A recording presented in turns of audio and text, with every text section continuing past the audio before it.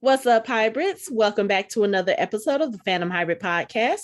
This is Hanako, and I am here with Anthony, Lori, and Mike, and we are discussing the third episode of A Discovery of Witches. And we were talking off camera about one of our favorite parts. I think we're just going to start there because we're all like, once we started mentioning it, everybody got animated. So, favorite part of the episode. When Father Hubbard came across the table on Peter Knox and jacked him up by his throat, and just like a black mom's like, say it again, say it again, right? Do it, say it, I dare you. Right. It was. Didn't I tell you to sit your ass down? It was a perfect reenactment of Ike and Tina Turner. Yeah, eat the cake. Exactly. We're like, eat the cake. You trying to help Hubbard? You trying to help Hub? You trying to help Hub?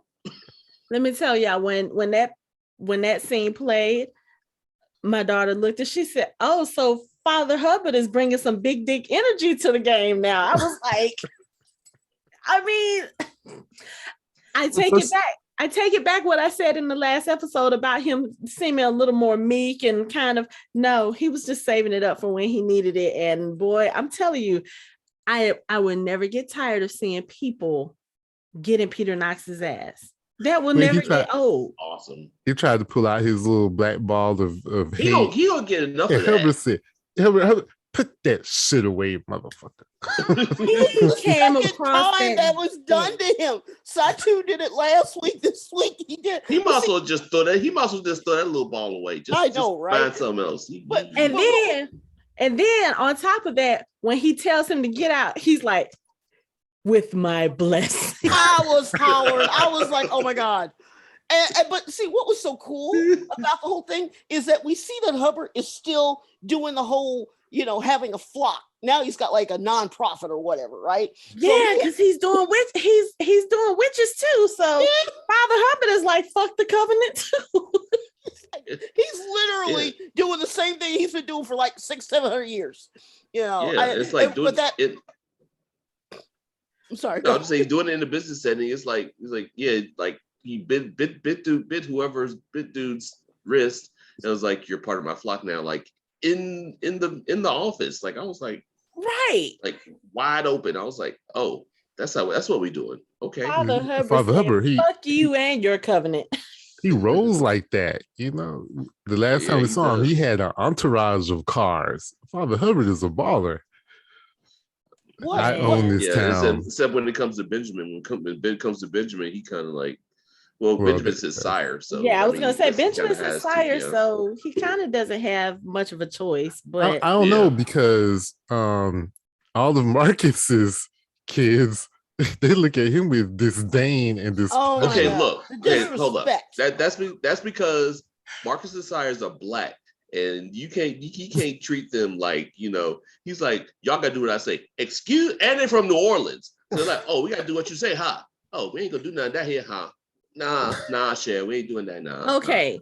So let's talk about Marcus and his sires, because I have questions. I'm confused. I was under the impression he didn't know that they were still around. Okay, no. I knew that they were there. But the confusion for me comes in, okay, so as far as we know, Marcus just found out about the blood rage and him being a carrier less than a year ago, okay? Because we have to remember they are doing some small time jumps in this, and it's been several months now. So he just found this out a year ago, okay? Up until then, he had no idea that Matthew had wiped out his sires, the ones that had the blood rage or whatever. But the way that they're talking and the way that they're treating Marcus, they're acting like Marcus knew and still made a conscious choice to go with Matthew.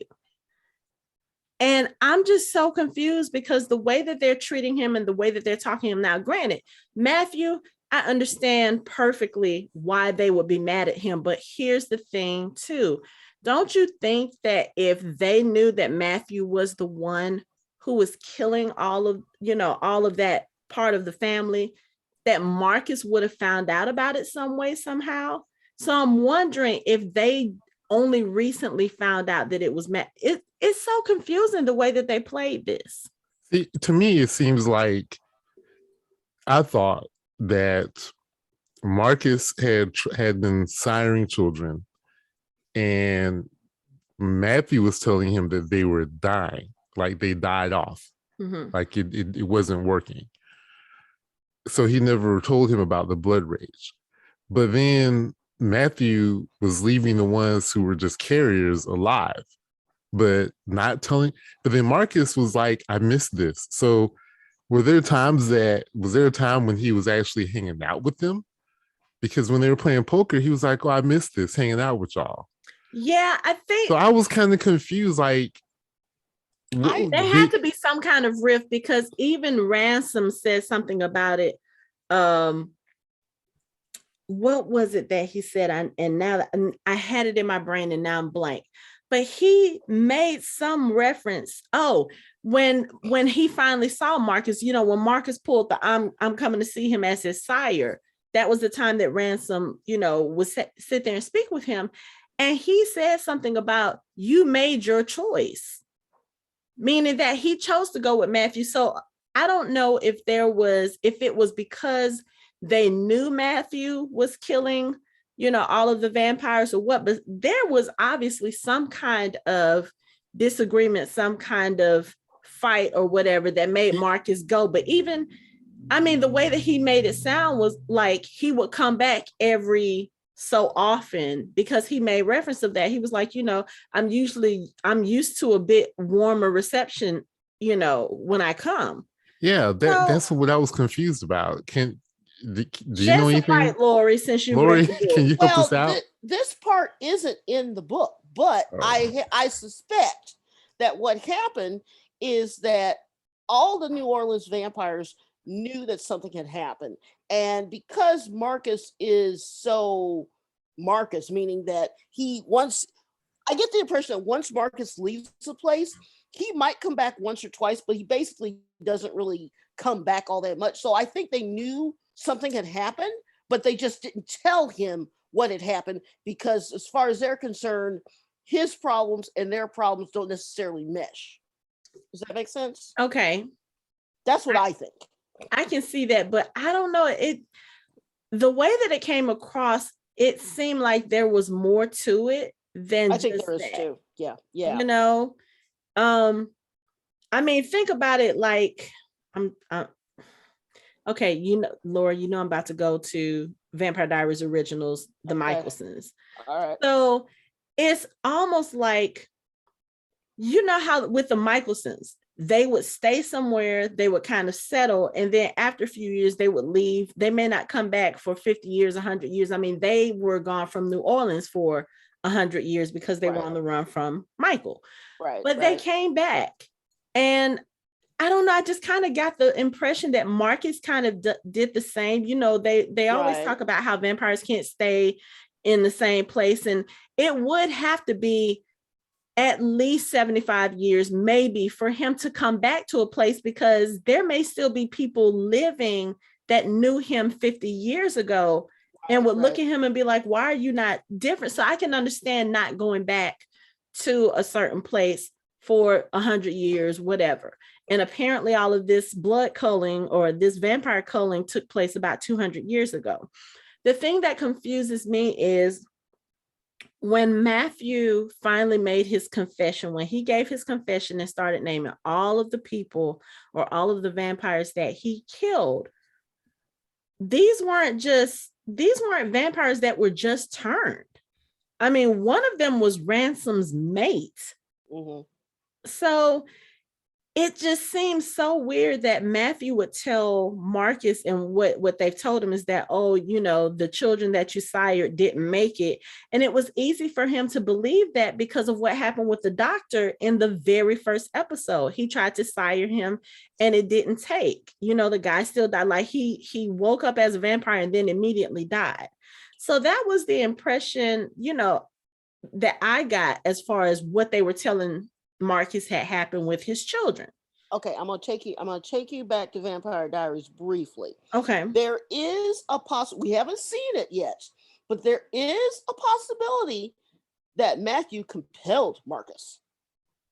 Now we haven't seen that, but it is possible that we don't know the rules. Okay, we know Vampire Diary rules. You have to be an original, and you have to be a strong, but it's quite possible that he was compelled, that he doesn't remember, because I can't see Marcus not bringing this to the family at some point. I mean, to be 2020, 2019, whatever this is in, and to not know after hundreds of years, because he was made during the Revolutionary War, that any children that you make are going to have problems, and you didn't hear about them going off.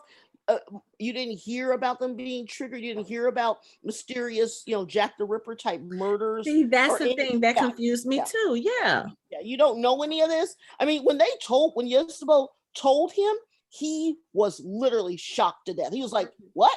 Say what? What do you mean?" I mean, he was generally surprised. I mean, first of all, that's a hell of a secret to keep from your family member that you supposedly love, and you hand the keys to the kingdom because he's in charge of the order.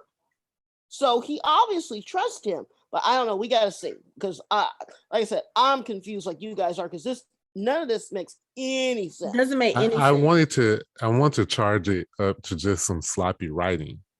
I hate to always go back to that, but it just seems like it's kind of sloppy, because the only thing like that means that at some point in the late 1800s, so whenever Matthew culled all of them, that he basically told Ransome, "Look, if you don't do it, because if you do, I'm going to come over here and kill him." So they probably haven't been siring hardly anyone. And I'm sure see, it seems wrong. Yeah. Something seems wrong. So that's why I said sloppy writing.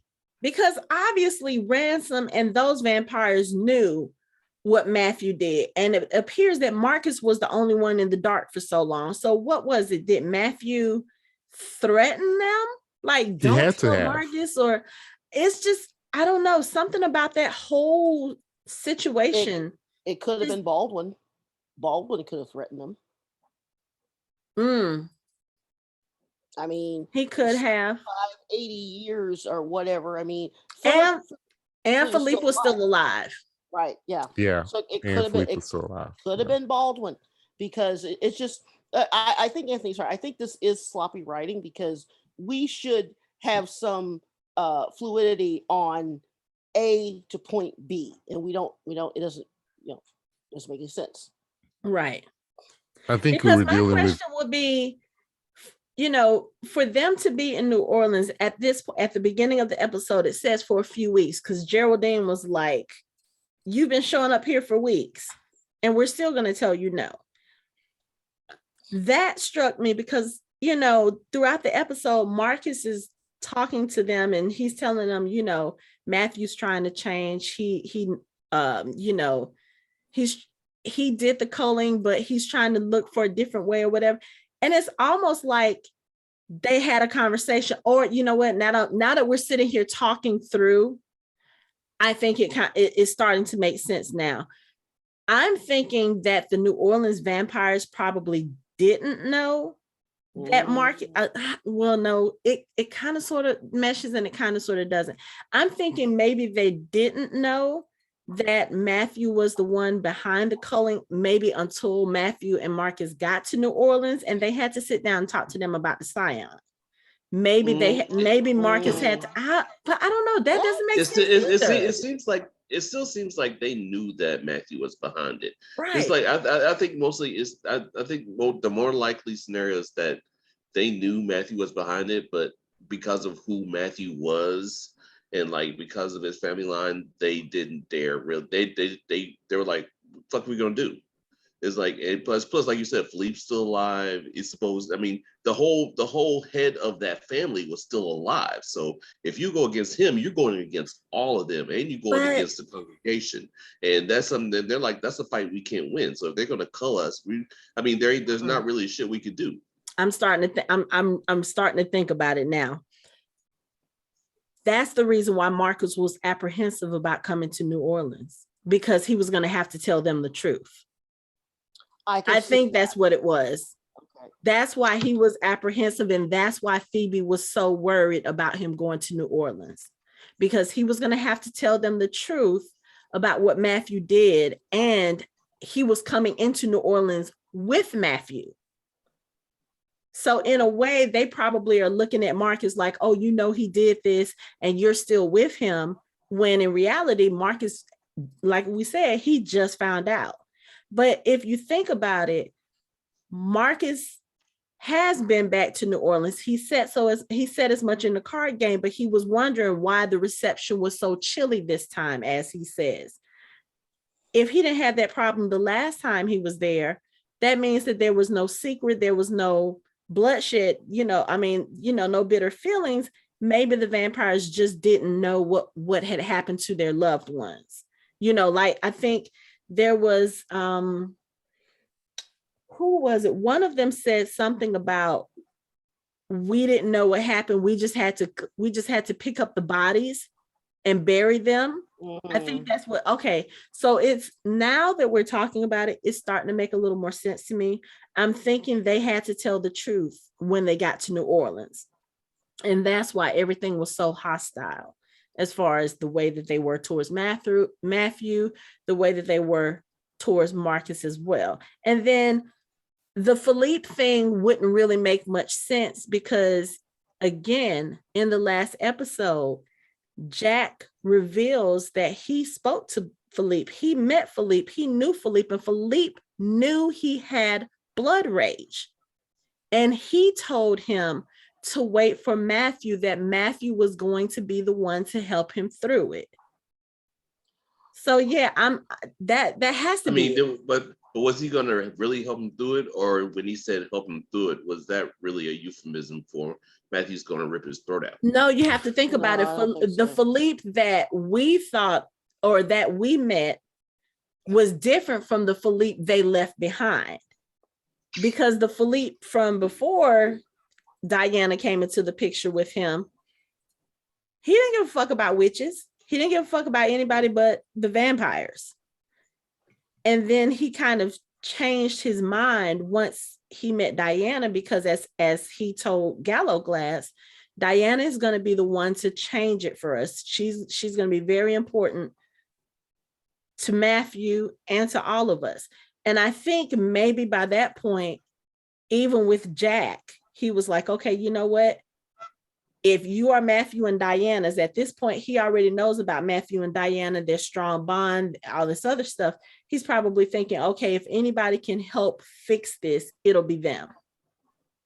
Okay, so that makes sense to me then, that we just have to assume that the New Orleans vampires had no idea why they were being cold until Matthew and Marcus came there and he told them. And that's why it's taking them weeks. That's why they're treating them like crap. Mm-hmm. Okay, I can make that make sense. Yeah. Okay, but I submit to you this: did nobody in their group watch Murder, She Wrote? I mean, they are a Black group of vampires. They should have all 12 seasons on DVD. Did nobody go around and be J.B. Fletcher and say, "Hey, we're all dying for some reason. What happened? Let me investigate." You mean nobody was curious? I'm just saying. Do you really think a vampire of Matthew's skill would leave any evidence behind for them to find? I'm sure they looked. I'm sure they searched and they tried to figure it out. But somebody like Matthew won't leave a trace behind. Yeah, and he has the money to have resources to watch them while he was, doing whatever he was doing. And right. They are technically to report to him. And they are technically the Claremont. So yeah, okay. I'm just saying that somebody had to have some curiosity. I mean, yeah, may not have found anything, but somebody somewhere had to be, you know what? I want to find out why, 15 of my siblings are dead. And nobody else is dead. Plus, after the first 3 or 4, they have to put together that they have blood rage. Exactly. Because they don't strike me as being dumb. They strike me as being very savvy and smart, especially Geraldine, especially Ransome. Those two, they should have figured out by the time the third or fourth one was found dead. They're like, okay, someone's killing us, and they have it's because of blood rage. Like that something's up. But I mean, I'll give them that credit that they're not that stupid. Yeah, I'm not gonna. I won't say that they're stupid, but again, the congregation has ways of making vampires fall into line, and they wouldn't have had to give them any information. They could have just said, for safety reasons, because something is happening to the vampires here, maybe it's better if you guys don't sire anymore. They could have easily said that. Yeah, Baldwin, like you said, Baldwin could have done that, because remember, the standing order from the congregation is all blood rage vampires have to be culled. You know, and they go there, and the congregation sends a message like, you guys need to stop siring, because if you do, and that vampire has blood rage, we're going to take care of it. Or they may have just said, oh, we're killing them off because they're blood rage. I mean, I'm trying to make it make sense. Yeah, I mean, they don't necessarily have to say, okay, well, you're passing it that. Like, I'm sure Marcus wasn't the only vampire in New Orleans siring other vampires.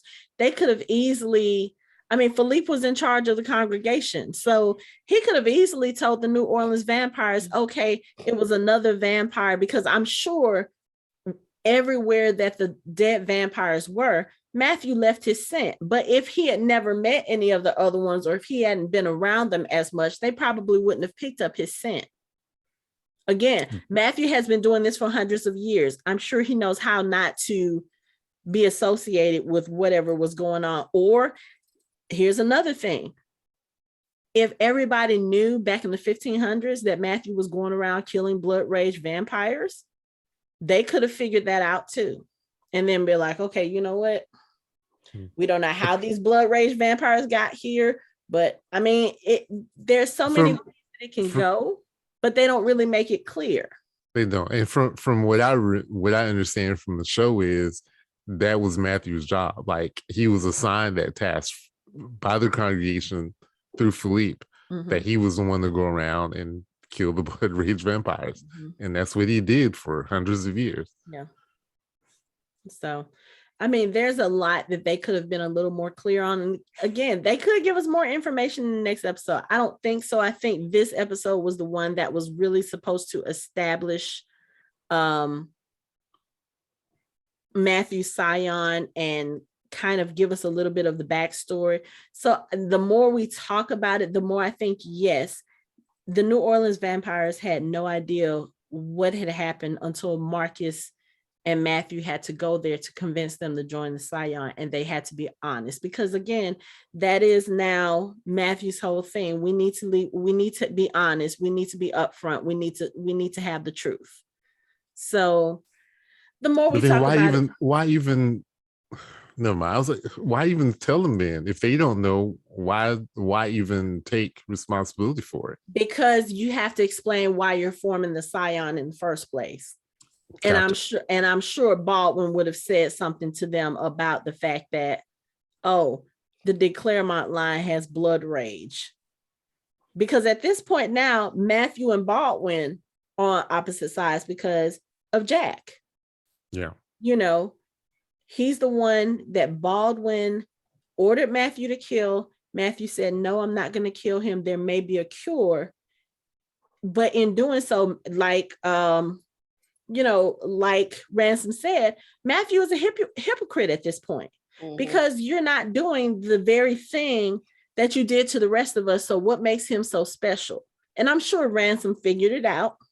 You know what I'm saying? But still, it's one of those things where, okay, if you're going to be this great big, butcher of vampires who have blood rage, then that has to extend to the people that you love too. Because other than that, I mean, you killed all the people that we love. We could go and kill Jack. I mean, and I think Matthew knew that. He said as much when he walked into the bar when he was trying to convince Ransome. And Ransome said, so you think this is supposed to be different? And he was like, I'm risking my life to be here.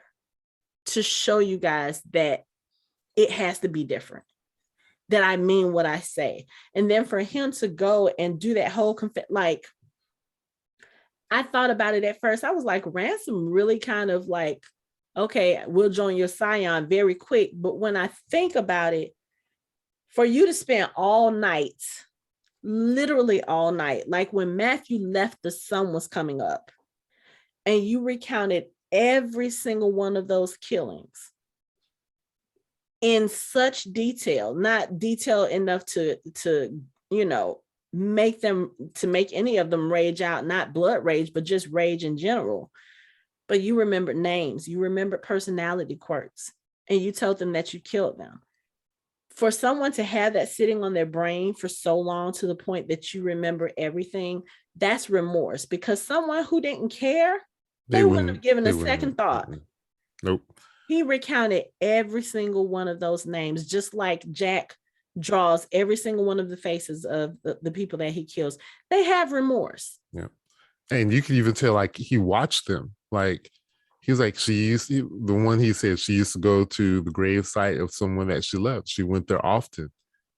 So he was watching them and learning about them, getting to know them, and then having conversations with them before he killed them. Right. One of them pled for their life.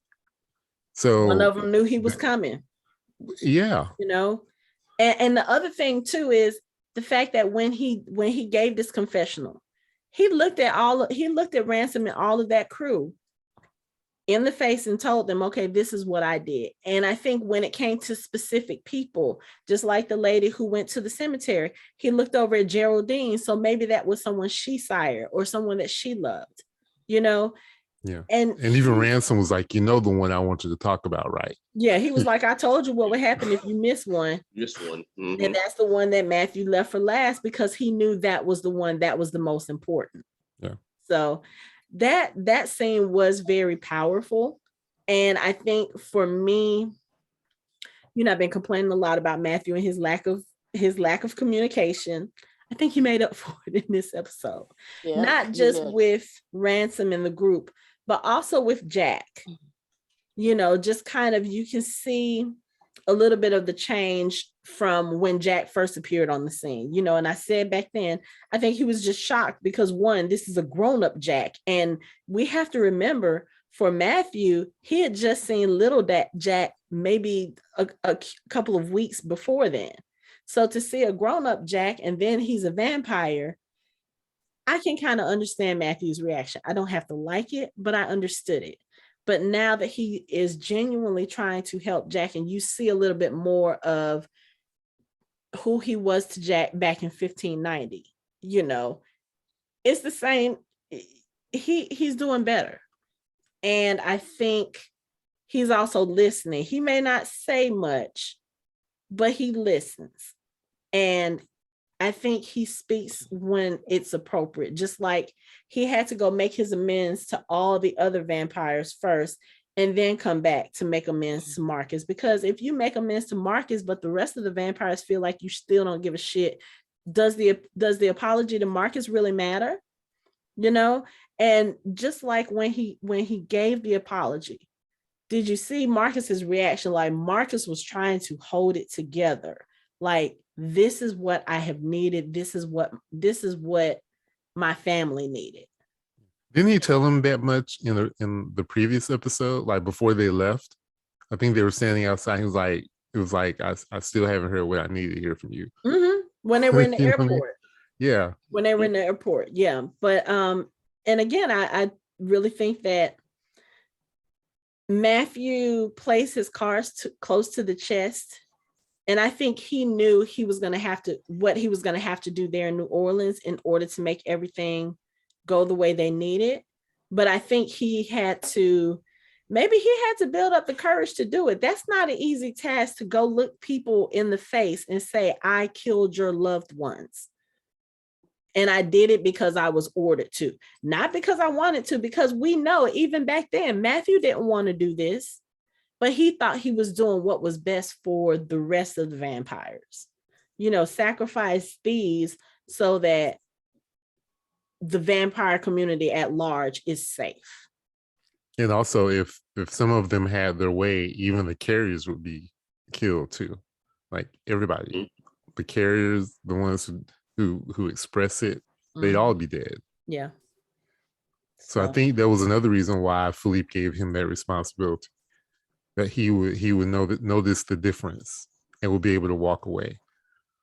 I can see that because Philippe had his ways, but I don't think he wasn't cruel. He wasn't unnecessarily or just, I don't think that's true about him, even though there were things that he had Matthew doing back in the 1500s that were questionable, that to us, we would look at like, why are you doing this? And maybe even after he met Diana, maybe he thought a little bit differently too. But of course, he couldn't really say any of that because he couldn't let Isabel know. He couldn't let Matthew know, because then that might alter Diana coming into his life in the first place. But that whole time travel conundrum that you're always fussing about, Anthony.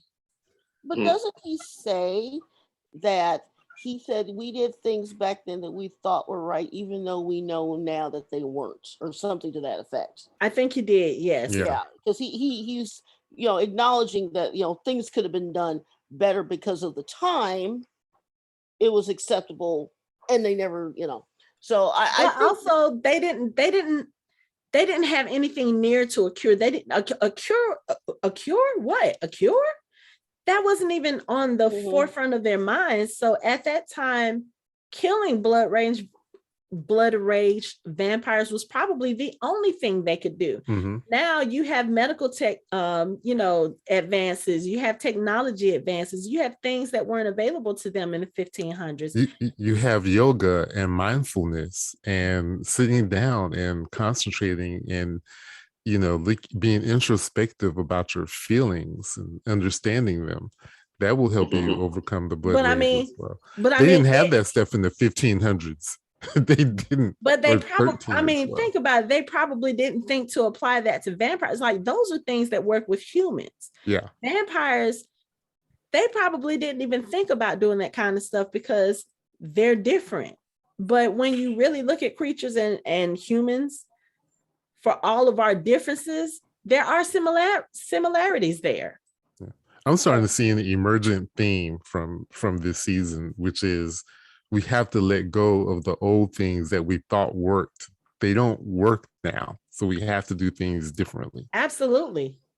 Yeah.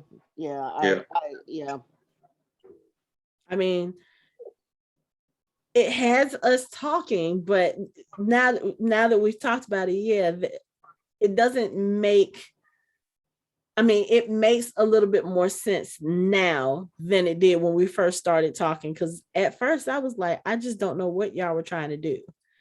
But sometimes that's too much mental gymnastics. That's a narrative problem that they had. I think I'm gonna go with, it was a different group of writers from the original writers who started the storyline and didn't quite know how they wanted to get it across. Or it could also be the fact that maybe there's so much story to tell and they had to figure out how to put it in there. Like Laura said, the New Orleans stuff is not even in the main 3 books. So it could be that they pulled it from Marcus's tales, the convents. I think it's a duology right now. I don't think the 3rd book is out yet, but maybe they did similar to what Shadow and Bone did. They pulled stuff from the other set of books and brought it into this season to kind of make things mesh a little bit better. But or to give us a justification as to how the New Orleans vampires joined the Scion. Yeah, like I think they just had to give us enough. Just give us just enough. We just got to write just enough, and we don't have to go into great detail because it's not important. I actually liked all the detail because we got to see all of the. I'm saying I want more detail. They just don't need. They just feel like they don't need to give us any more because it accomplished the goal. They went to New Orleans. They made amends, and now they're going to join the Scion. We don't need to know, how long ago it was. Okay, it was 15 of them. Are they continuing to sire new vampires? And someone killing those vampires when they show. I mean, just leave all that out because it's not important to our story right now. Yeah. The important part of our story is finding these fucking pages. Mm-hmm. Is your segue? Well, there's that, and then there's the whole thing of why did they decide? Because it's only, I checked, it is only 7 episodes. It's not 8. My question. Wait, what? It's only 7 episodes. Yeah, it's only 7 episodes. Yeah. No. Yes. Yeah, it's only 7. It's only 7. So my question is, why did they waste? I'm not waste, but you know what I'm saying. Yes. Why did they waste time in an episode to show us New Orleans if we were not going to get the sequel? Well, I think kind of like what Anthony said, maybe this is the backdoor pilot. I think so too. I think so too. And yeah. I'm excited. If it is, I'm excited, really and truly, because I can't look. We already have one favorite show that was set in New Orleans, so we can get another one. Yeah. And I got to be honest. I wouldn't mind seeing more of Geraldine because she was. Let me tell you, all Geraldine of these New Orleans vampires. Okay, so now that we've gotten the serious stuff out the way, let's talk about some of the funny stuff. I find it really funny that all of Marcus's children are dressed up and they're so sophisticated. He's walking around looking like a kid in his chucks and his jeans. I don't have a problem with the way he dresses because I'm very casual as well. I just thought it was so funny. Like when he walked in to talk to Ransome, he's in his little skinny jeans and his chucks and he just stands there like he's a kid. I'm like, dude, you're his sire. The funny thing is, the person I live with, whom related to our marriage, she said the exact same thing. It's like we paused. Why is he dressed like he's a college student and they all looking fly? You know, me and Michelle always on the same page. Even Matthew got dressed up and put on a little dress jacket with a dress shirt. But that's not who he is. But I'm just saying, though. I know, but I just thought it was so funny. It was so funny. If Marcus would have showed up there in a suit and dressed to the nines, they would have been like, what the fuck's going on? Yeah, you're right. He wouldn't have gotten anywhere with them because they know how he is. If he came there dressed like Matthew, they would be like, get your bitch ass out of here. You're right. You saw how Geraldine talked to Matthew on the steps at the beginning of the episode. She was like, I'm disrespecting him by talking to you right now. And fucking brushed past him. I was like, ma'am. But it's just so funny because Marcus, even with Jack has on a white t-shirt and some jeans and he still looks older than Marcus. It's so funny to me. Not that, but like I said, I don't have a problem with it because I'm a jeans and t-shirt girl all day. So I understand it. But I just thought it was so funny. It's like he walks into New Orleans, Geraldine is coming out of the law office. Because I mean, think about it. Marcus is a doctor. The first time we saw him, he was in regular clothes and jeans coming out of, a shift. We've actually never seen him be a doctor, which is weird. Well, no, when Sophie was in the hospital, we saw him come in. But I think even then he was like casually dressed. He was off duty. But, it just really threw me because I'm like, Marcus, you have all these nice, fine, sophisticated children, and then you look like a kid. It was just, hair tousled and everything. It's so. But the amount of disrespect that they showed Matthew and Marcus was just I don't want to use the word classic because I don't want to say that New Orleans people are like, that we're like that, but they were very. But I mean, they had reason to if they found out about what happened when Marcus and Matthew got to town. They had plenty of reason to. Yeah. No, it's like they were disrespectful, but if you notice, they really never raised their voices at them. They were disrespectful and smooth. They were disrespectful in a respectful way. In a respectful way. That's what it was. Mind you, Matthew probably could have taken them all out if he really wanted to, put his mind to it. He probably could have. Even when Ransome bucked up on him, he took a step back and said, hold up a second. Right. That's not what I came here for. Right, exactly. But yeah, what was it? He told Geraldine, tell Ransome he knows better than to threaten me. Think about it. I am the vampire that ended all of y'all's folks. So yeah. And he's way older and more powerful than all of them combined. So Mm-hmm. That would be a problem for them. Yeah. I don't think Ransome would have had a problem. I think so. He probably would have been a little more successful than the rest of them, but he still would have had a problem. Yeah, but he would lasted slightly longer than everyone else. Like, because you could tell that he has like a little more oomph, for lack of a better word. Mm-hmm. Like, yeah, he's like way more confident and way more like I'm the head vampire in charge. Like, and controlled. He's very controlled. Extremely. Like that scene with him and Jack. Whoo. Yeah. I was worried, but he was literally toying with Jack. He was just messing with him like, oh, you're the vampire, aren't you? That's why I'm trying to figure like, when did Marcus sire these people, especially like Ransome? Because it would still mean that Jack would be older as a vampire than Ransome. Oh, by several hundred years, yeah. Yeah. So it's not necessarily Ransome. I don't know. The power leveling in this series is just a little weird to me. Well, I think I'm gonna say Ransome is powerful, yes, but Jack is a blood rage vampire.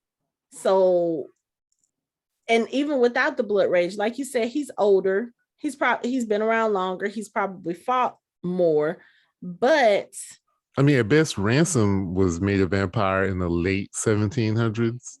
Mm-hmm.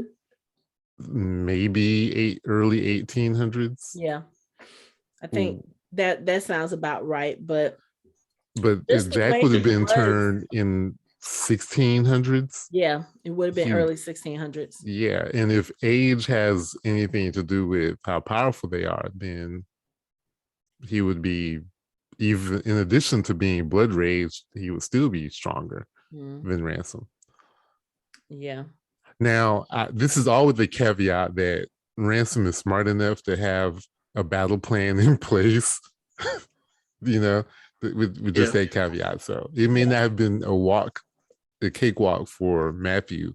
It would have been very difficult because I'm sure they had a plan. Yeah. Just in case. Especially with all those vampires in there. I mean, yeah. And I think in a situation like that, I don't want to say Matthew would have just let them kill him, but he probably would have felt, okay, you know what? They're justified. He would have walked away. He would have dipped. Yeah. He wouldn't have stung. He would have hung around. They would have caught him. Yeah. But I mean, he did go in there humble enough to say, look, I'm risking my life by being here. I am risking this to come and talk to you guys. So yeah. But let's come away from New Orleans for a minute and let's go to England and talk. I will say 2 complaints I do have about this season so far. I do not like the fact that Sarah and Gallowglass have basically been relegated to being wallflowers in the show. Sarah is walking around grieving and everybody is so focused on the vampire stuff in the book that they're not paying her any attention. And Gallowglass is now Edward Cullen following Bella around everywhere. And I don't like it. I'll tell you what, I don't like how Sarah was trying to leave. She's trying to leave, like, y'all don't need me around here. Like, y'all aren't even paying attention to me. So I don't understand my purpose. Her feelings are hurt. So I can, and she. No, I got that part. The part that was a little strange to me was not at one point did she recognize that her niece is about to have babies. And she should be around for that.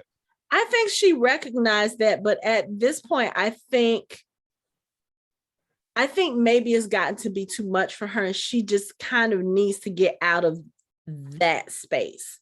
Like she said, she needs to go home. She'll be around and, she'll at least feel M more there, I think, than she would she's basically at a stranger's house. You know, Emily was never at Fernando's house, so her spirit would have no reason to be there. And I think she just feels alone. And sometimes when we feel alone, our thoughts are not rational. She probably talked herself every which way into thinking, you know what? Diana's got all these people around here. She doesn't need me. She probably really felt that, you know, with everything going on. Like she's got Phoebe here and she's got Gallowglass and Fernando and Matthew. And she's got all these people here who care about her. And nobody's paying attention to me. Yeah, and I understand that. But still, when you're someone who is grieving from the loss of your life partner, and nobody has, even from the last episode, like she said, nobody talks about him except for Diana in that one scene before Sarah decided I have to go, because she went in there and it's almost like Sarah was comforting her. And then she said, I miss her, you know, talking about I miss her. And it's kind of like, have you even asked your aunt how she's doing? Because I haven't seen it on the show yet. Have you gone to sit with her and hug her and embrace her and hold her through her grief? No. Sarah hasn't even really had a chance to grieve on the show because everybody's so wrapped up into everything else. And that does piss me off, because I feel like, well, one, it's Alex Kingston. She should be doing more than sitting around, just walking around, picking up cups and picking up after everybody. She should be one of the central focus main character people. She's probably up until Diana, she was a powerful witch too. She's the one who had to, you know, talk Diana through her training. And even now, when Diana is having her doubts, when she's not focused, Sarah is the one who sits down and tells her what she needs to hear. But I feel like she's being grossly underused in this season. And and we only have 3 episodes left, not 4. I really hope they do something different. No, well, yeah, we have 4 episodes left and not 5. I really hope that they do something with her character other than make her mope around the house sad because nobody's paying attention, because I feel like that's such a waste of her character. Yeah, I agree with you. Her thing, Alex Kingston. Yeah, it's like her thing is like, just the definition of being alone in a room full of people. It's like she has no connection to anybody in that room. Mm-hmm. And she has no connection to the house. She has no connection to anything. So of course she wants to. I don't blame her. I'd want to go somewhere where I have a connection, because to be totally honest, she has had no chance to properly grieve. Like she got to have a ceremony and all the other stuff, but she hasn't had a chance to be alone with her grief and really process anything. Right. Then that's really important. It's like, you know, you can, even if she tried to throw herself into helping everybody and doing things for people and doing all sorts of stuff and helping Diana and all this other stuff, that's nothing compared to her needing to heal and needing to sit with the sadness that her partner, someone who she loved with all her heart, is gone. Mm-hmm. Like there's an empty space there now. So she has to deal with that emptiness. And while she's had time to, she really just hasn't had a chance to deal with it. And that's something that's really important when you grieve people. So it's like she really needs to do that. Yeah. What I'm feeling and what I'm sensing is that I made fun of the show before saying it felt like a CW show because it feels like adult CW as opposed to like the early 20s teen CW. Mm-hmm. But I think it more or less has to do with they just don't have the time.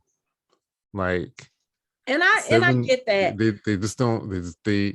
There are things that they need to check off the list, mm-hmm. and some of the character development that you would get in even a 10 or 12 episode season 14, 15 episodes, you could probably get a lot more done and hit all those beats. Yeah. But we probably would have been in New Orleans maybe 2 episodes or 3 episodes. Mm-hmm. If we had, but and I do understand what you feel about Sarah and the grief thing, because we talk about grief on here a lot, and she seems to be the first character we've come across where it's almost like it's not even an issue. It's like we just put it in the background. We don't have to talk about M. We don't have to see her talk about it and feel. We just have her moping around in the background, baking cookies. Walking around like a robot, talking under her breath. Well, I'm not needed here. Right. So I don't know. I do feel you on that. Me. It's just but they. And then the whole Gallowglass thing. It's like last season, Gallowglass was very much a part of the action. He was a part of Diana and Matt's story, and not just as a background character. Like, he was almost like Matthew's second, in everything. And now for this season, it's like, what did we learn? We learned that Philippe had him watch over Diana, and he apparently has been doing this all of Diana's life and now has feelings for her. And now he's just following her around with nothing else to do but keep an eye on her. Such a waste of a character, such a waste of Stephen Cree. While we're talking about this, so he goes with her to the library, and then she's like, "Oh, you don't have a reading card." So he doesn't wait for her to leave. He just goes back to the crib. See, that's the thing. I was trying to figure out all over the place. Yeah, she goes to Hubbard's place. She's doing all these things, and he back at the crib chilling. Peter Knox could have come in and attacked her wherever she was. Right. You know what I'm saying? I don't know. I found that a little weird too. Not much. Yeah. He wasn't much of a bodyguard, to be honest with you. Yeah. But then again, maybe he figured, okay, she's going to see Father Hubbard, and technically speaking, she's a part of his flock. He probably knew that she would be safe with Hubbard. But what about all the points in between, going from here to there? Well, I don't know. He could have dropped her. We don't know. It's like you said, it's one of those things. It's a writing thing, Yeah, in one breath, you're going to say, yeah, I have to go with you, Matthew's orders. And then she's off seeing Father. Yeah. So I get what you're saying. And you at the crib chilling. You even brought the car back because Fernando's like, well, he's got the keys. Mm-hmm. Like, seriously. Yeah. So I don't know. That was weird. Very big waste of 2 characters, and I hope that they rectify that before the end of this series. I don't think that's going to happen. I just hate that, like, in that whole scene where Sarah was going to leave, and he was talking, and what's his name kept looking at him, was like, careful, like don't say too much. Yeah. And it's like, I'm like, yeah, I agree with you. It's like Gallowglass has so much potential, but they're just making him a lovesick puppy, just kind of just hanging on the periphery, waiting to be noticed. And it's just like he said, he's like, you're going to be relieved of duty soon because Matthew has this. Like, it's just a matter of time. And see, that's the other thing I really don't like. And I know that in the books, apparently this Gallowglass crush, love, whatever thing is like a big deal. I don't know how much. I haven't paid attention. I don't want to know. Lori. Oh, no. I don't want to know yet. No, I agree with you. But I agree with everything you guys are saying, because and I'm not talking book Gallowglass, I'm just talking in general. It just seems that I have to hype him so much, especially from last season. And now he shows up and it's like, he's sort of like you said, a lovesick puppy. And to the point where if they follow the story the way that I think they're going to go, whatever happens with Gallowglass is going to happen or not happen, it's going to be sort of like, whatever. And, everybody's just going to move on.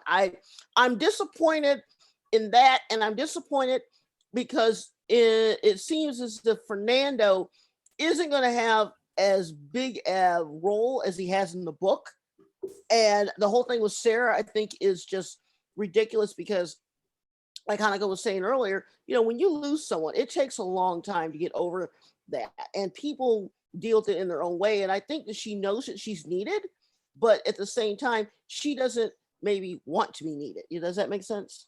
Yes. And I think also too, I feel like in order for her to properly grieve, she needs to go home. She needs to be in the space that she shared with Em. She needs to be able to touch things that Emily touched. I think she needs to be there so that she can do whatever grieving she needs to do, have that release, and then be able to properly let her go. And I don't think she can't do that here. She's in a foreign country. She's in a foreign house. She's around foreign people, people that she does not really know. Who would be comfortable mourning in all of that? I wouldn't. Yeah, isn't their house isn't their house like? It's a magical house. Yeah, it's like it's like a conduit or something of that nature, like for the dead, like and yeah, it's like you said, there's something about her getting in her bed and like it's smelling like the both of them and being kind of comforting and yeah, just like we said, she has none of that. And we already know the house can show the memories. She can go home and look at a memory of her and Em. But yeah, just spit it out the chimney. Yeah, but the other thing too is that one thing is a reason that I think she doesn't need to go home yet, because I feel like she'll go there and have the house just like replay all of these things about her and Em, and she'll get stuck. And she'll not want to do anything. She'll not want to go see anybody. She'll just be there with her and Em. And I don't want that for her either. I want her to heal. I want her to at least, if not be happy, be at peace right now. And also, I'm gonna be honest, I really want her to be the one to give it to Peter Knox. I really want that.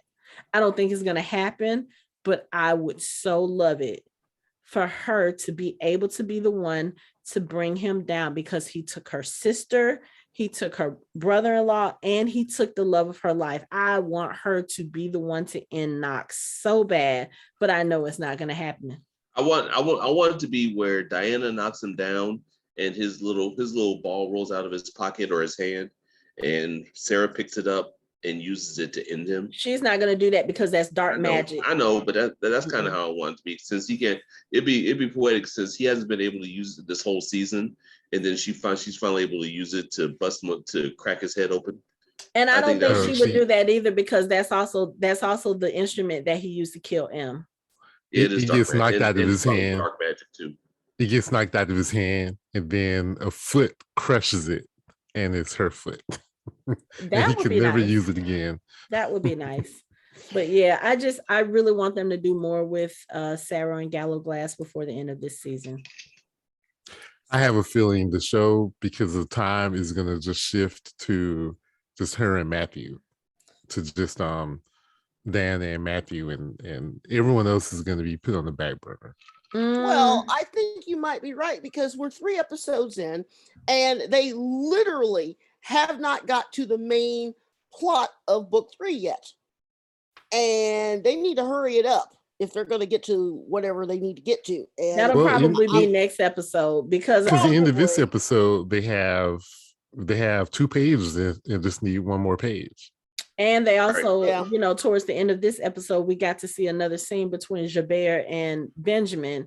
And according to Lori, Gerbert has like this big whatever. So that'll probably come next episode. Well, they better hurt. See, here's the problem.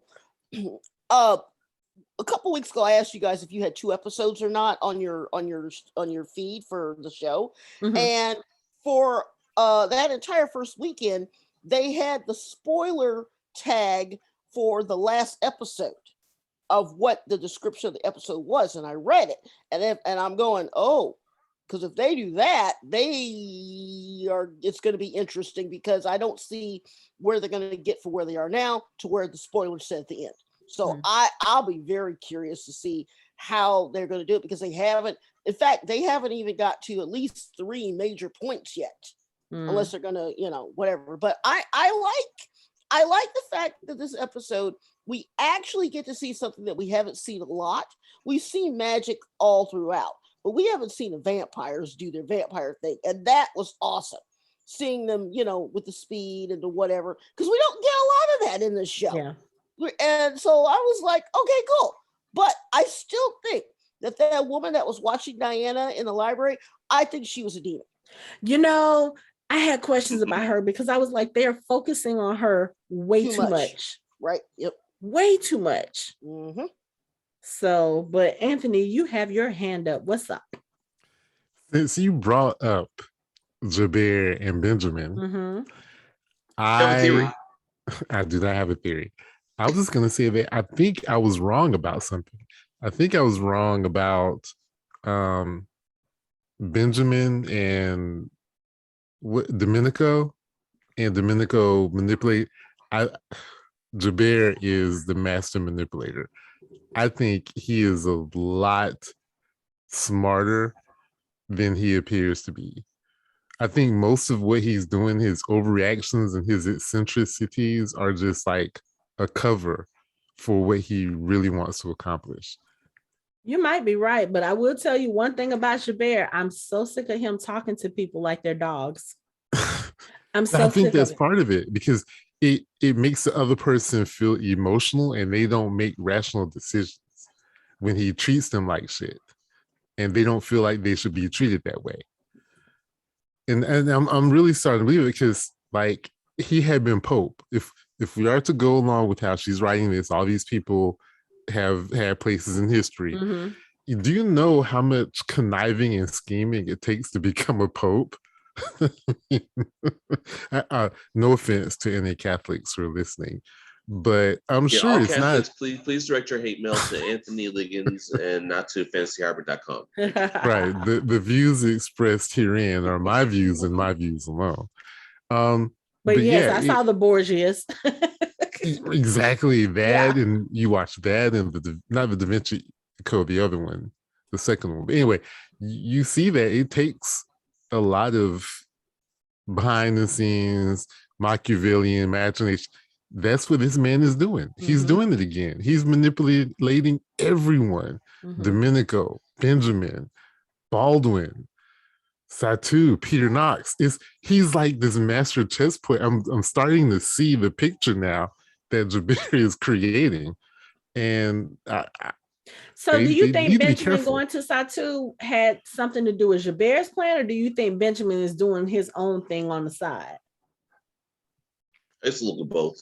I think it's a little bit of both. I wouldn't be surprised if Gerbert didn't plant the idea in his head. Like, why don't you go see what the witches got going on? Okay, while we're talking about that, I have to put in this one little gripe. The congregation is so... They want to talk about rules and following rules all the time, but y'all don't say shit when the vampires are constantly going into the witches' archives. Why is that? That's the second time Domenico did it, and now Benjamin is done. Just walked in like they were at home, and they are not supposed to be allowed in there. Let's just be honest about this situation. The rules are in place to protect the demons and the witches from the vampires. So if the vampires want to do something, there isn't much either one of the other two groups can do about it. I know, but it's just the gripe. Like, you guys constantly talk about the rules, no intermingling. The vampires are always the one going into the witches' quarters. Like, the vampires don't care about the rules. They really don't. Everyone else does, because if they get out of line, then the vampires put them back in their place. Do as I say, not as I nobody. do. Who's gonna check the vampires? Yeah, who's gonna check them, boo? Nobody. Well, I will say that they better watch out for Satu. They better watch out, because Benjamin wasn't afraid of her. He wasn't afraid of her, but at the same time, Satu was like, "Look, all y'all funky ass little men coming in here trying to get me on your side. I ain't got shit to do with y'all. I got my own agenda. White male patriarchy. I don't think Benjamin realizes how powerful she is, though. He gonna fuck around and find out. First of all, the vampires move faster than anybody can weave anything. I mean. Oh wait, never mind. Because you're thinking Peter Matthew's sister wasn't fast enough. So, no, and you have to think about it. Diana and Satu are like on a whole different level than the rest of the witches. Oh yeah, definitely. Like, yeah, they can come up on Peter Knox like that because Peter Knox ain't shit in the grand scheme of things. Try that mess with Diana or Satu. It ain't gonna happen.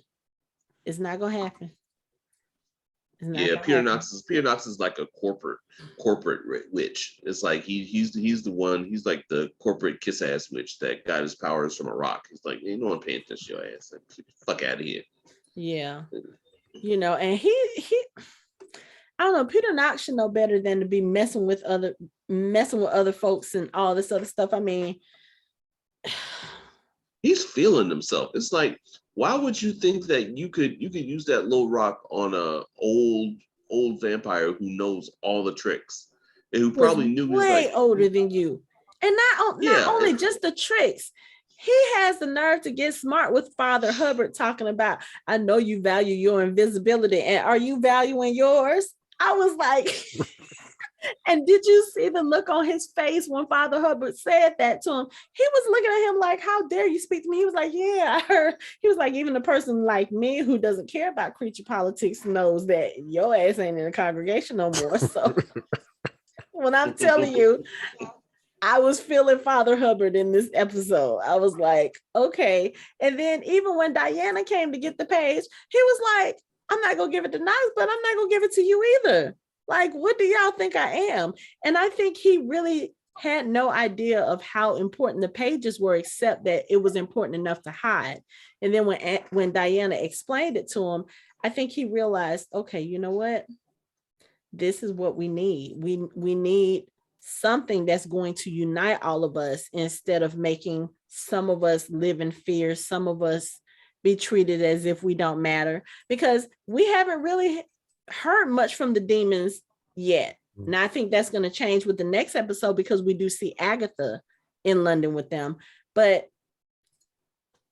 it's almost like they've forgotten the demons even exist. You know what was cool about that scene between her and Father Hubbard is her acknowledging the fact that she was still part of his flock. And I think that really appealed to him because, she was like, would you rather trust a page with someone, a member of your flock? Yeah. And because that spoke to him. She is part of his flock, and therefore she has a stake in in keeping his flock safe too. And then not only that, she owes him. He kept Jack safe. Maybe it wasn't in the way that she intended, but he kept him safe. He kept his promise. He was like, I would watch over him. I would keep him safe. Jack was dying. He was like, oh, nope. So, yeah. And plus, but from his perspective, she's a part of his flock. Oh, I'm sorry. Go ahead. This goes back to like the first season where we saw that one of Diana's superpowers is being able to talk to anybody and get what she wants. Like, because it's like she's been doing this the whole series. Like, even last season, it's like she knows exactly what to say, when to say it to get what she wants. So that's her superpower. It is a superpower. Yeah, that's her superpower. But yeah, I'm like watching it as we're going, and I keep going back to Father Hubbard's look of abject horror when Hubbard had his hand around his throat. It's just so aesthetically pleasing. It's so satisfying. It was so satisfying. And then when he said, he was like, what did he say? Get out or something like that. And then he says, with my blessing. And he just mushed him up against the face. And he was looking at him like, what the fuck? And then when he let him go, he walked off like, so that was so funny. It was so satisfying to watch. So I will never get tired of watching Peter Knox get his ass handed to him. Never. It will never get old. Never. Ever. Yeah. You know what else I found cool about this episode? You have the two super researchers. Her and hell yeah, Phoebe doing all the super shit. Like I was nerding out. Like, look at these researchers. And when she was talking to Marcus, she almost made an allusion about her not being a vampire and like about living forever. And he quickly changed the subject. No, actually he didn't. He said, yeah, we're going to have to talk about that. She said, no. She said, yeah, but now's not the time. So apparently, and again, we've been in this for months now. It's probably been about a year since they actually got together. So they probably have talked about it. Like, okay, so how is this going to work? Like, are we just going to, it's that conundrum. Do I stay human and keep my humanity? And then it just gets weird after a while and we just have to move it. They probably have already had that conversation. Like, okay, so this thing between me and you, is this going to be like a temporary 50, 60 year thing, or are we talking eternity? I don't know if that, that conversation may not have happened yet, but I mean, maybe she's going to be the first one to get like, maybe like Marcus turns her and she's the first one to try the cure for the blood rage. I don't know if Marcus would turn her because he probably doesn't want to put her in that kind of risk. He can't turn her. If he's going to marry her, it has to be someone outside the family. Yeah, but we don't know that watching the show. Right. Well, we don't know that. We don't know that yet. No. I'm just saying in general, wouldn't you think that you'd want somebody outside of your family to do it? Because then it would literally be incest. You know what? I don't know if the mechanics. I don't know if I wouldn't look at it like that as far as like from a mating point of view, because here's the thing: if I'm gonna let somebody tear into my neck and suck me dry so I can transition or whatever, I'm not gonna want anybody else to do that. That would be weird. That's way too intimate. I wouldn't want anybody else to do it. And then someone in this episode mentioned they were telling Matthew, you want to risk everything for 50 years with this witch. Didn't someone say that?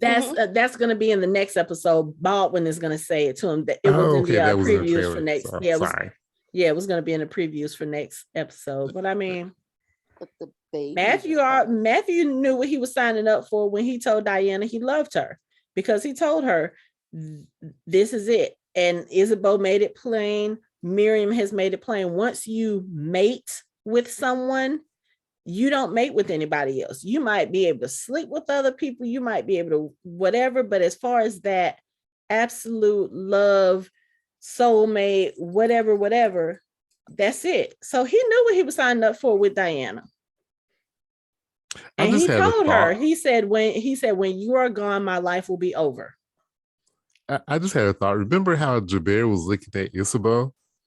Mm-hmm. What if this is like his master plan to get revenge for being turned down by Isabeau? Well, we talked about that last season. That's some petty shit. We talked about that last season, like that might be a possibility. Because I was like, yeah, there was something there. Because when I can't remember what line it was that he said to her. He said something to her about Matthew and Diana, and she said, what would you know of love? And I was like, oh wait, what is this? We probably won't get that story either, but that's probably that could be why he hates the Claremont so much. He's pissed at Philippe, but again, we don't know. We probably won't ever find out. Well, I don't. Well, okay. It can always go back to the same old story. Somebody is with somebody and someone else is jealous because they're in love with them. I mean, it could be a case of that. Mm-hmm. Or it could simply be the case that he wants to be in a seat of power, and because she's made it with Philippe, he knows that he can't just basically sweep in and take over and marry her and become head of the family, because that's very inconvenient that you can't mate again. So, only that, Isabeau don't want him. No, she want that old man, no. At all. Nobody wants that old man. Hell no. I mean, she's probably older than him, but she don't want him. She don't want him. I mean, come on. You gonna follow up Philippe with Gerbert? Really? Who does that? Nobody. You go forwards, not backwards. Who? No. But yeah, no, it's quite interesting because I think one of the biggest things that I liked about this episode is the fact that it was a quieter episode in some aspects. It wasn't a lot of back and forth. The stuff with Christopher and Marion was very interesting. I like the fact that it was one of those episodes where I watched it. I didn't have to think too hard except about the New Orleans stuff. The rest of it, it was just like, oh, Diana went to the library. Oh, Diana found a page. Oh, Father Hubbard is kind of on their side. You know, it was a very easygoing episode.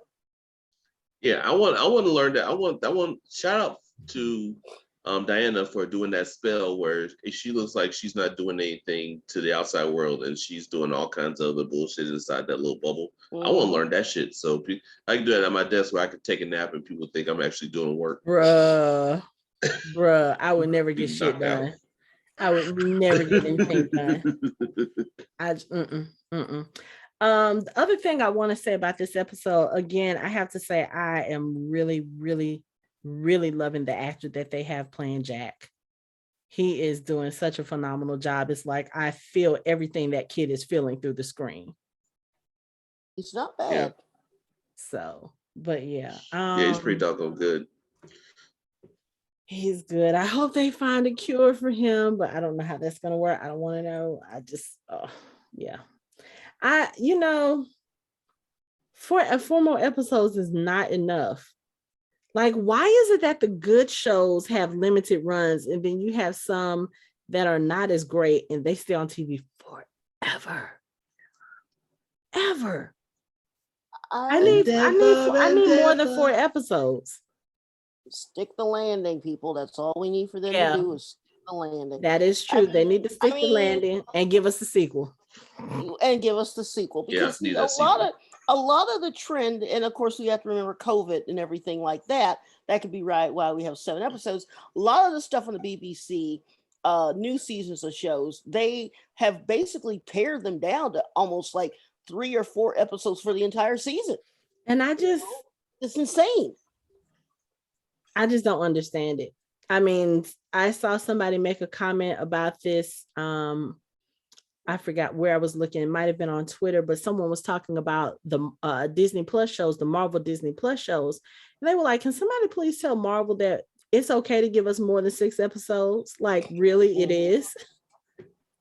But I mean, even with like the Netflix, the Netflix shows, 10 episodes seem to be a happy medium. I mean, if you look at network shows, some of those shows have 22, 23 episodes a season, and you're like, oh my God, why is the season so long? And some of them have that many, and you're like, the season's not long enough.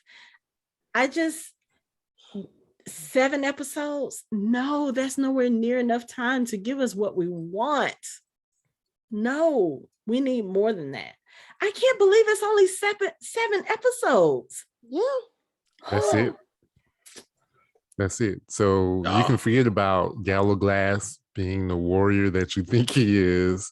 You know, we're just not Sarah doing some amazing magic. We're not going to see any of that. We may barely see them get this 3rd page. We're almost in the end game now. Well, like I said, they haven't even got to the actual major plot of the book yet. So I'm like, okay, all right, okay, because I think that this does serve as a backdoor pilot for a Time Covenant. So but they have a lot to do.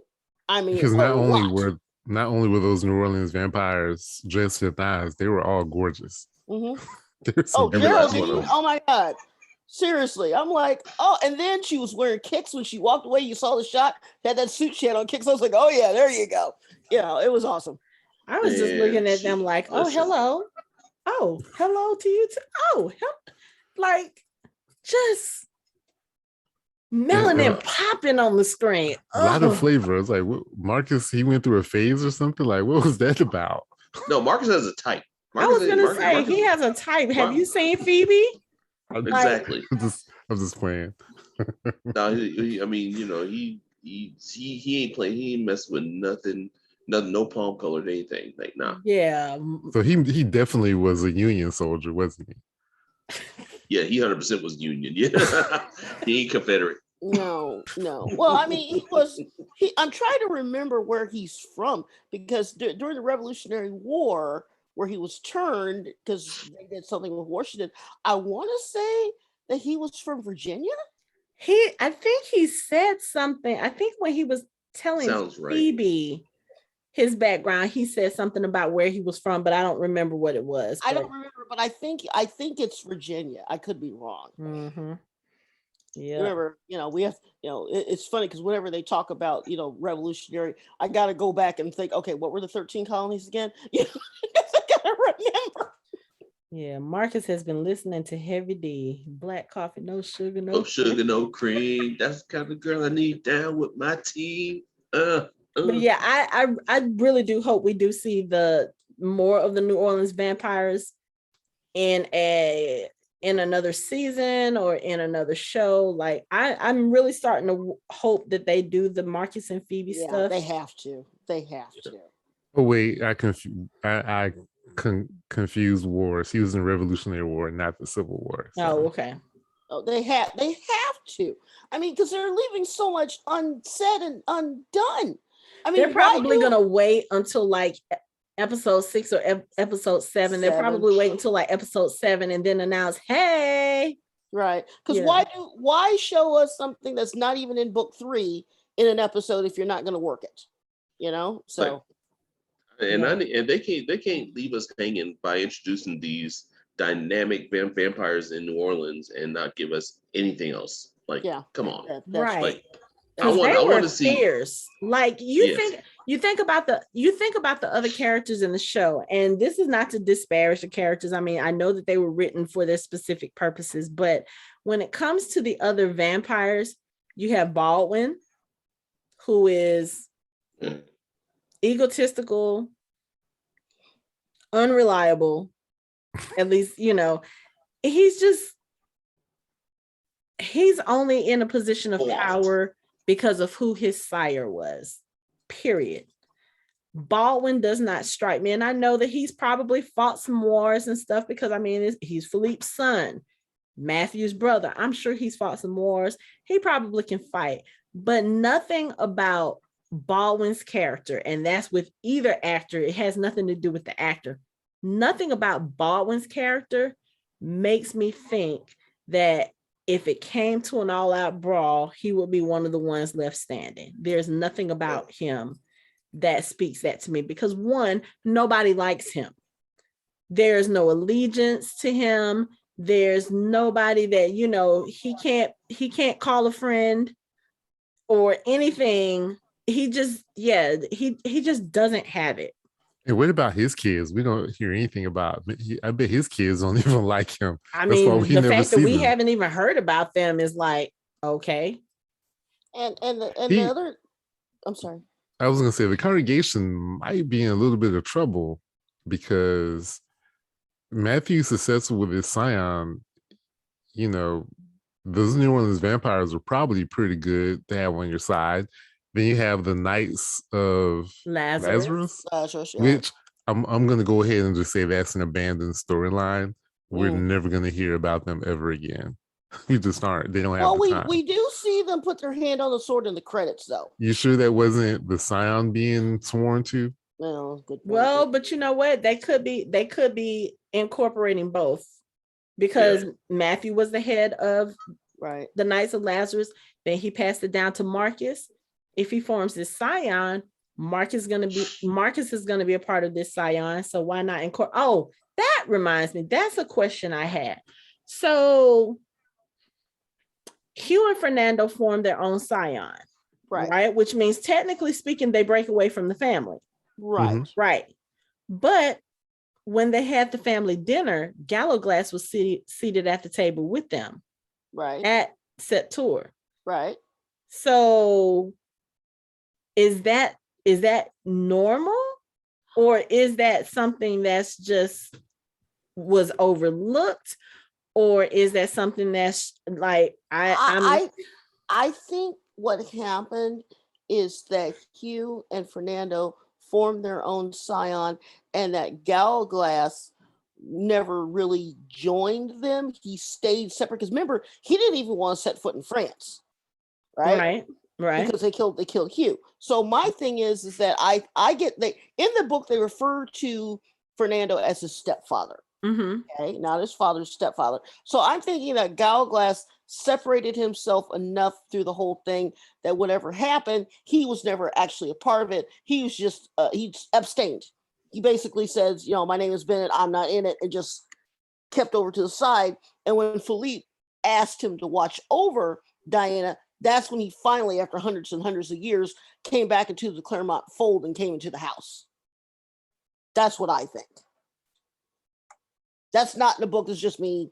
Yeah, because I was going to say, because even Philippe Gallowglass wouldn't necessarily have to have gone back to France in order for that to happen. Mm-hmm, Philippe could have gone somewhere else and seen Gallowglass. Mm-hmm, he could have gone to England. I mean, we know from Father Hubbard, it wouldn't be surprising to see Philippe de Clermont walking down the street. So they could have gone back to Bohemia too. Okay. It's also possible that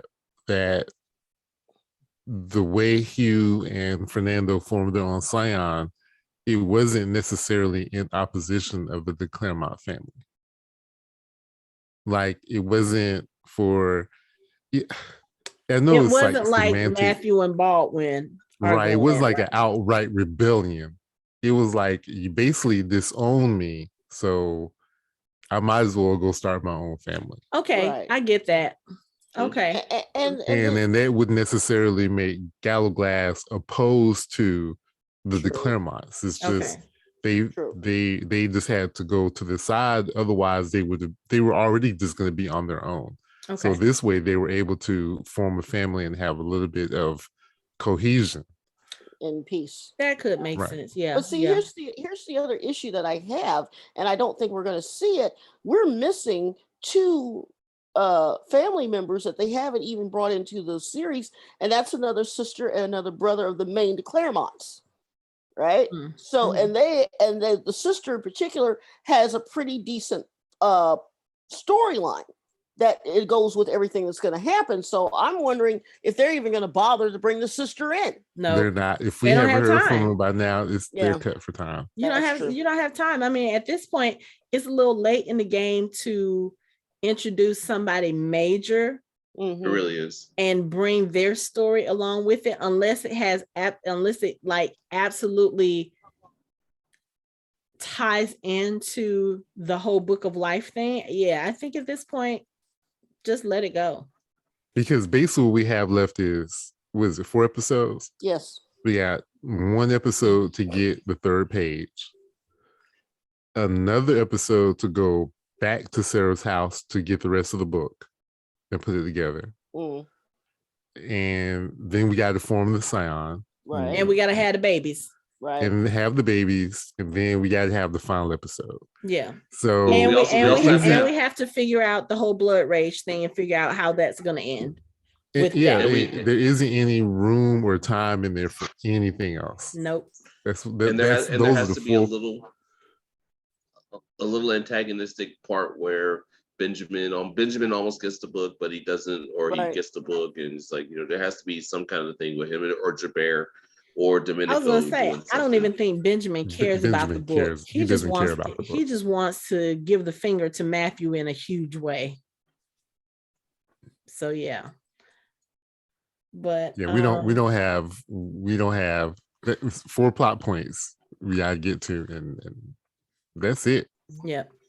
No time to bring anybody else in. If they want to do a sequel and talk about some more people, they can. Maybe, but yeah, they don't have room to do anything else. We have enough stuff to be going on with as the saying goes. So yeah, but and Lori said something really important earlier. I think shouldn't be overlooked, the COVID, because you realize there aren't a lot of scenes with a lot of people in them. Mm-hmm. It's like a handful of people in every scene, and we aren't seeing a lot of the same people together either. Mm-hmm. Yeah, because they finished filming February 2021 or something like that. Yes, around that time. Yeah, so that was high COVID back then. Well, it still is, but you know what I mean. Yeah. So, but they what bothers me is that the first episode was a good third of the book. And then now we've got the second episode, you got the third episode, and I'm like, you're still around that third of a book. They still haven't gotten to the halfway point, but I think with the next episode, they'll get there because the babies are going to be born, hopefully. And, it's just, I think my biggest thing is that I'm going to have to be really good about just letting what happens happen and not complaining about the stuff that I know that's going to happen, that's not going to happen because of time. Right. I mean, but that's what we always have to do when it comes to books, page to screen adaptations, because they never give us the time to put everything in the story. Right. So yeah. But I'm trying to think, did we leave anything out? I think we covered everything. Yeah, I guess we did. So we know next episode we're probably going to see babies because it looks like Diana's going into labor. Unless that's at the very end of the next episode and they just like mad teased us, like. Could be. We do know we'll see Agatha next episode. There is that one mysterious gentleman who I guess says to Diana something about you're the one who's going to figure it all out or something of that nature. Yeah, because basically what should happen is gonna wrap up a lot of plot points, but they're not there yet. And if they do it the way that I think they're gonna do it, it's going to be rushed. And again, I got to have patience.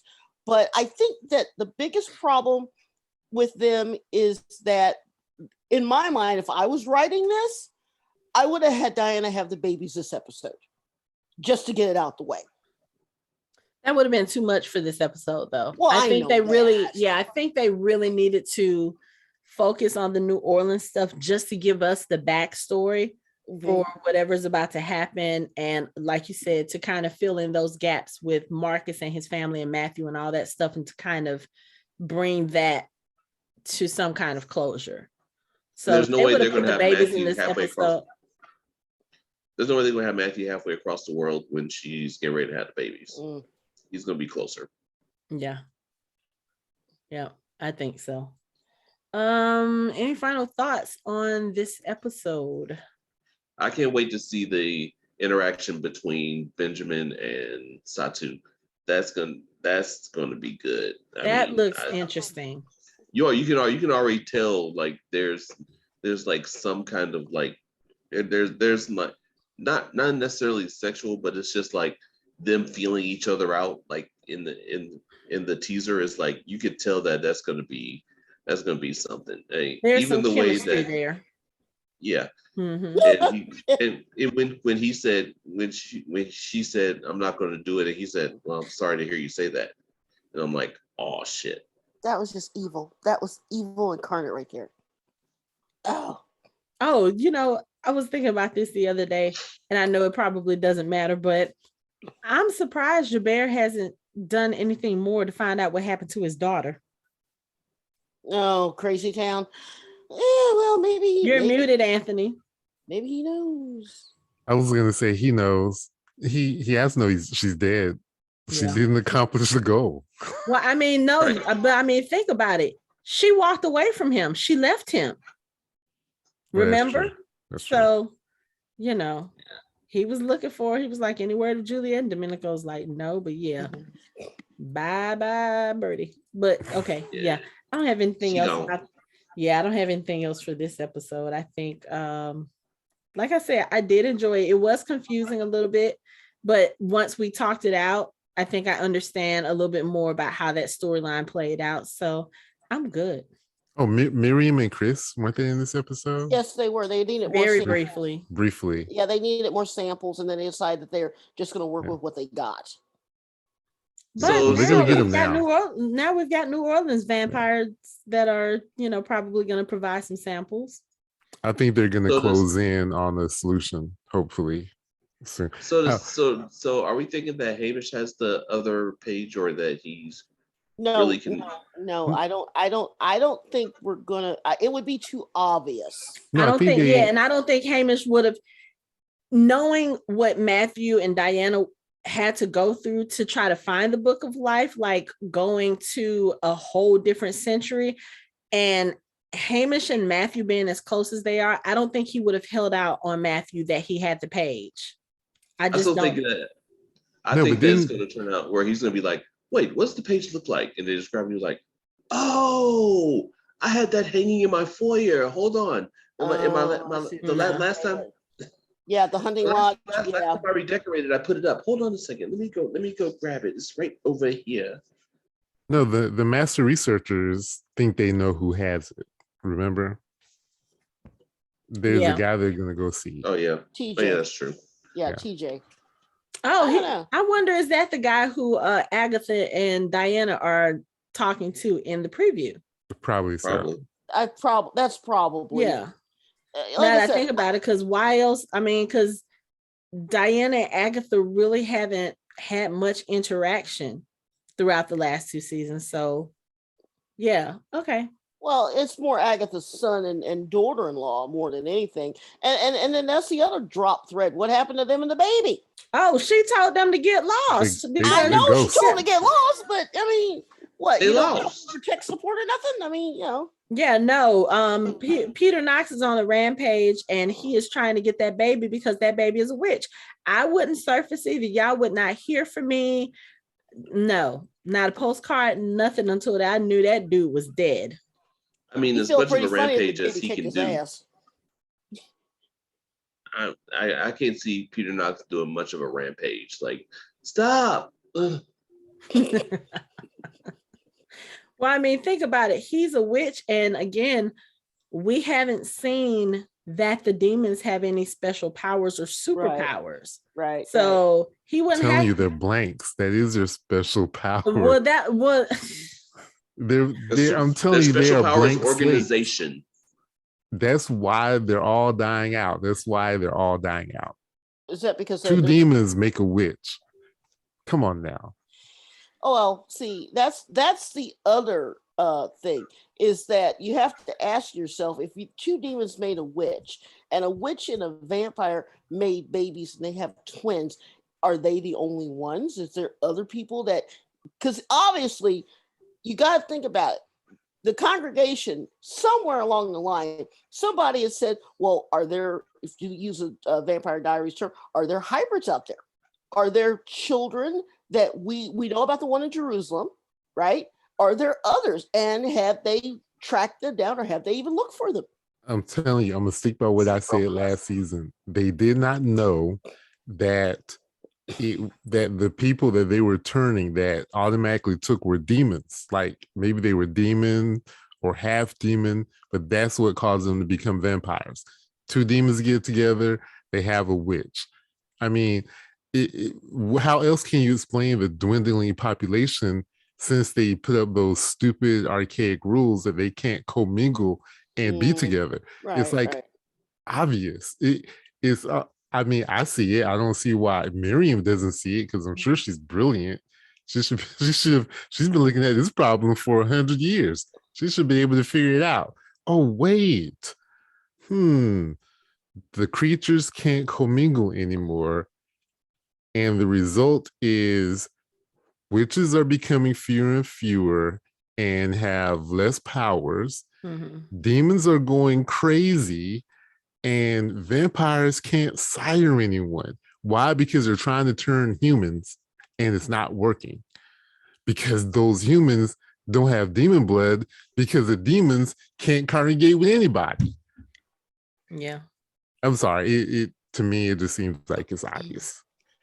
Oh, it was obvious season 1, more obvious season 2, and even more obvious in season 3. You make a good point. I will give you that. But like I said, that's a great theory, Anthony. And it is a theory. Do you see, those of you listening, I'm sorry you do not see my shirt, but it says no theories. You will not find them here. Whatever. We'll see. But I guess that's it for our show. You can find us online at www.fandomhybrid.com. We are on social media on Facebook, Instagram, and Twitter at Fandom Hybrid. You can also find us on YouTube and all major podcast streaming platforms. Thanks for listening. We hope you join the conversation next time.